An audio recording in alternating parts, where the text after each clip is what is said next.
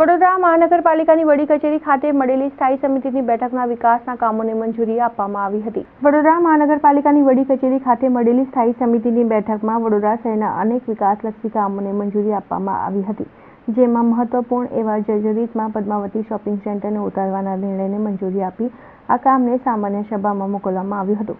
સ્થાયીમાં મંજૂર કરવામાં આવેલા કામો અંગેની માહિતી સ્થાયી સમિતિના ચેરમેન ડોક્ટર શીતલ મિસ્ત્રીએ મીડિયા સમક્ષ આપી હતી. ડોક્ટર શીતલ મિસ્ત્રી, ચેરમેન, સ્થાયી સમિતિ, વડોદરા મહાનગરપાલિકા દ્વારા નિર્ણયને મંજૂરી મળતા ઇલેક્શન વોર્ડ નંબર 14ના કોર્પોરેટર પૂર્વ ડેપ્યુટી નંદાબેન જોશી, કોર્પોરેટર સચિન સોની, હરેશ તેમજ પાસેના વોર્ડ નંબર 13ના કોર્પોરેટર જાગૃતિબેન કાકા સહિતના લોકોએ નાગરિકોને સાથે રાખી, વેપારીઓને સાથે રાખી ફટાકડા ફોડી આ નિર્ણયને આવકાર્યો હતો. આજની સ્થાયી સમિતિમાં ટોટલ 31 કામ મૂકવામાં આવ્યા હતા, જેમાંથી 2 મુલતવી અને 8 કામને નામંજૂર કરવામાં આવ્યા છે.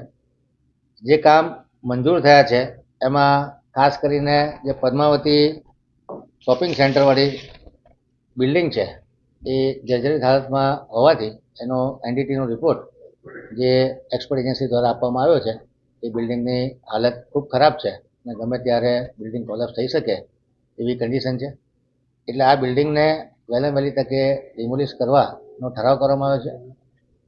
દુકાનદાર કે જે ભાડુઆતો છે એમના માટે વૈકલ્પિક વ્યવસ્થા કરવા માટે કમિશનરને અલગથી દરખાસ્ત લાવવાનું સૂચવવામાં આવ્યું છે.